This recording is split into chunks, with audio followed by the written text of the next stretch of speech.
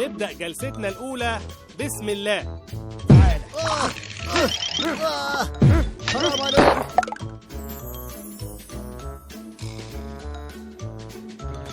الحمد لله ما حصلش حاجة للشياكة.